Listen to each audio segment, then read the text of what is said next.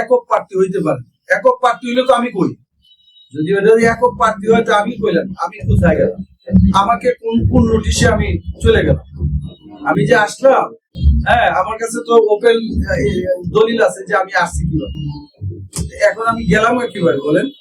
আমি যে প্রার্থী না, এখন একক প্রার্থী তারা হয়ে গেলেন কি হবে? তাদের নেতার বক্তব্যে একক প্রার্থী হয়ে গেলে তাহলে আমার নেতা যদি এসে বক্তব্য দেয় উনি একক প্রার্থী, তাহলে আমি একক প্রার্থী হয়ে গেলাম। এটা সমাধান করা দরকার। নতুবা ওপেন আছে, ওপেন চলবে, যে যার যতটুকু শক্তি আছে, যার কম ম্যানেজ করে বেশি ভোট পাবে, কম ভোট পাবে, নির্বাচন তো চলবে। আপনারা জানেন যে আমাদের 11 দলীয় ঐক্য জোটের পক্ষ থেকে সদর হোসেনপুর এই আসন থেকে জোটের পক্ষে এটাকে ওপেন, 2 জন প্রার্থীর জন্য এটাকে ওপেন রাখা হয়েছে। 2 জন প্রার্থী ওপেন থাকা অবস্থায় আমরা আমাদের প্রচারণা, তারাও তাদের প্রচারণা চালিয়ে যাচ্ছে। দীর্ঘদিন যাবৎ আমরা এই অবস্থাতে, আমরা জোটের পক্ষ থেকে পরবর্তী কোনো নির্দেশনা আমাদের কাছে আসে নাই। সুতরাং আমরা আমাদের প্রচারণা যথারীতি আমরা চালিয়ে যাচ্ছি। গত কয়েকদিন আগে আপনারা জানেন যে একটি দলের নির্বাচনী সভা, তাদের দলীয় নির্বাচনী সভা হয়েছিল 5 তারিখ। সেই নির্বাচনী সভা থেকে তাদের দলীয় প্রধান তিনি হঠাৎ করে তাদের দলীয় প্রতীক এবং তাদের দলীয় প্রার্থীকে তারা 11 দলীয় জোটের প্রার্থী হিসাবে, একক প্রার্থী হিসাবে তিনি ঘোষণা করেন।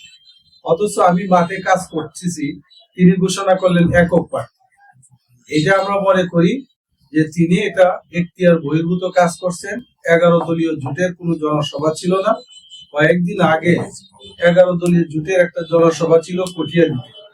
জামাতের আমির সেখানে ছিলেন, আরো শীর্ষ নেতৃবৃন্দ ছিলেন, কিন্তু কিশোরগঞ্জ সদর এক আসনটা যৌথ থাকার কারণে তিনি কারো হাতে কোনো প্রতীক তুলে দেননি। সুতরাং সেইটাই বোঝা যায় যে তিনি এটাকে কারো জন্য এককভাবে দিচ্ছেন। আর আমরা মনে করি যে এটার আলোচনা শীর্ষ নেতাদের মধ্যে যে সমস্ত ওপেন আসন আছে, সেই ওপেন আসনগুলা তারা তাদের আলোচনার মাধ্যমে হয়তো কোনো কাউকে সমাধান করবেন, অথবা এটা যৌথ আছে, শেষ পর্যন্ত যৌথই থাকবে। কিন্তু ইতিমধ্যে আপনারা দেখতেছি যে একটা আমার এক ভাই যারা এই আসনে ওপেন আমাদের সাথে কাজ করতেছে, তারা বিভিন্ন ধরনের বিভ্রান্তি ছড়াচ্ছে। কিছুক্ষণ আগে যে একটা প্রেস ব্রিফিং জামাতের অফিসে হয়েছে, সেইটার মধ্যে বিভ্রান্তি ছড়াইছে যে দেওয়ালগুলির প্রতীকের প্রার্থী তাদের সমর্থন দিয়েছে এবং একসাথে কাজ করার অঙ্গীকার করেছে। এটাতেই আপনারা বুঝতে পারেন যে তারা কতটুকু সত্যবাদী মানুষ হইলে এমন একটা বিভ্রান্তিকর কথা ছড়াইতে পারে। আবার একটা দলীয় প্রোগ্রামকে একটা শীর্ষ নেতাদের যে ঘোষণার এখতিয়ার যেটা, সেটা তিনি কিভাবে ঘোষণা করেন। সুতরাং আমরা দেখছি যে এই দলটি বারবার অপপ্রচারের দিকে যাচ্ছে, মিথ্যার আশ্রয় নিচ্ছে। আমরা মনে করি যে জাতিকে আমরা, এবং বিশেষ করে আমার কিশোরগঞ্জ 1 আসনের সম্মানিত ভোটারদের প্রতি আমাদের অনুরোধ যে আপনারা এই সমস্ত মিথ্যা সংবাদে কোনো সময় বিভ্রান্ত হবেন না। আজকে সাংবাদিক বন্ধুদের মাধ্যমে আমি এটাকে পরিষ্কার করতে চাই যে আমি এই জোটের প্রার্থী হিসাবে আছি। জোটের শীর্ষ নেতৃবৃন্দর পক্ষ থেকে কোন রকমের এর মানে কোনো পয়গাম যদি আমাদের কাছে না আসে, আমরা শেষ পর্যন্ত লড়ে যাব এবং আমরা নির্বাচন পর্যন্ত আমরা থাকব। এবং কোন রকমের বিভ্রান্তি ছড়াইয়া যে আমাদেরকে আমাদের ভোটারদেরকে তারা বিভ্রান্ত করার অপচেষ্টা তারা চালাচ্ছে।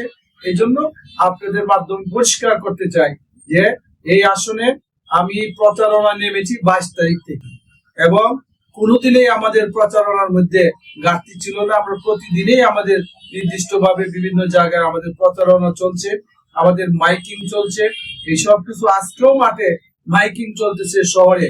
তারপরে তারা কিভাবে বললো যে গরিমার্কা, তারা অনেক জায়গায় গিয়া বলে এইভাবে যে তিনি বসে যাবেন বা বসে যাচ্ছেন। হ্যাঁ, সুযোগ নাই।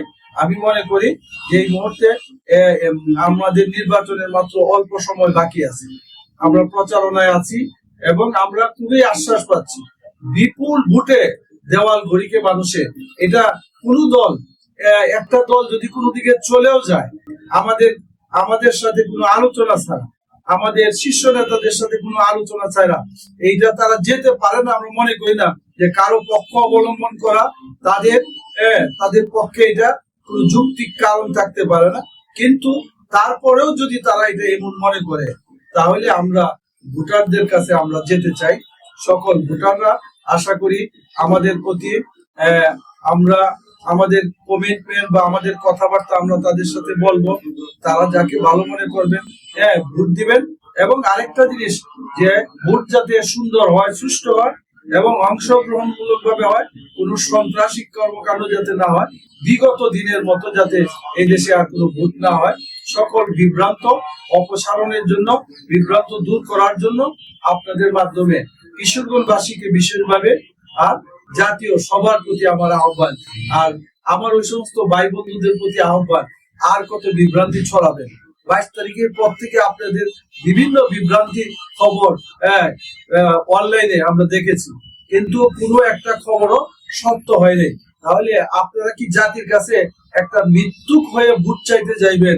এইটা আমরা এই জোটের একজন শরিক দলের প্রতি আমাদের আশা, যে আপনারা সেভাবে যায়েন না। জাতি আপনাদের প্রতি আস্থা রাখতে চায়।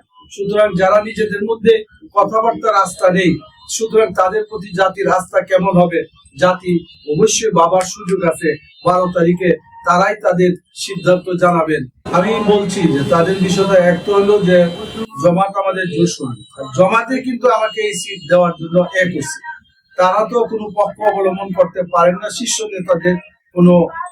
নেতাদের সাথে আলোচনা ছাড়া তারা কারো পক্ষ অবলম্বন করতে পারেন না। এটা আমি মনে করি যে এটা তাদের নৈতিকভাবে এই কাজটা ওরা যদি করে থাকেন, তাহলে ওরা ভুল করেছেন, এটা ঠিক করেন না। আর এই 5 তারিখের জনসভায় মৌলানা মামুনুর হক তিনি কিছুতেই তার দলীয় প্রার্থীকে চূড়ান্ত একক প্রার্থী হিসাবে এই ঘোষণা দিতে পারেন না। কারণ যেহেতু আমি মনে করেন, আমি যেহেতু এখন পর্যন্ত মাঠে আছি, আমার কথা তো আপনি নামটাও উল্লেখ করলেন না যে উনি মাঠে আছেন কিনা। উনি মনে করছেন যে আপনার চূড়ান্ত ঘোষণা দিলেই সবে মাঠ ছেড়ে চলে যাবে। কেন? আমরা জনগণের কাছে আসি ভোট চাওয়ার জন্য। শেষ পর্যন্ত জনগণের প্রতি আমাদের আস্থা আছে এবং জনগণের সেই আস্থা রেখে, জনগণের প্রতি আস্থা রেখে আমরা জনগণের পাশে যাব এবং তাদের কাছে আমাদের বক্তব্য তুলে দেবো। আমার দলের নেতার সাথে আমার কথা হবে অবশ্যই, তাই না? আর অন্য দলের নেতাদের সাথে তো আমাদের কথা, কিন্তু এই কথাটা মানে এখানে জোটের প্রার্থী কে হবে না হবে, আমার ওই লিয়াজু কমিটিতে যারা আছে তাদের মধ্যে আলোচনা করে সিদ্ধান্ত না দিলে কাউর ঘোষণা করার কোন শক্তি নেই। কে ক্ষতিগ্রস্ত হবে, কে ক্ষতিগ্রস্ত হবে না, এইটাও তো দেখার দায়িত্ব জোটের শীর্ষ নেতাদের। দল ক্ষতিগ্রস্ত হচ্ছে না জোট ক্ষতিগ্রস্ত হচ্ছে না আমাদের ভাবমূর্তি নষ্ট হচ্ছে, এটা দেখার দায়িত্ব একজন প্রার্থীর একাত্ম না, দেখার দায়িত্ব শীর্ষ নেতৃবৃন্দ। আমার দলের মহাসচিবকে তো অবশ্যই আমি জানাইছি, আমার দলের মহাসচিবের সাথে আলোচনা হয়েছে এবং তিনি যে তাদের সাথে আলাপ আলোচনা করার জন্য চেষ্টা করছে, যে এগুলা নিষ্পত্তি করার জন্য। আমার মনে হয় যে সবসময় তাদের আলাপ আলোচনার জন্য যেভাবে চেষ্টা হচ্ছে, সেভাবে তাদের সাথে যোগাযোগটা আগের মতো হচ্ছে না।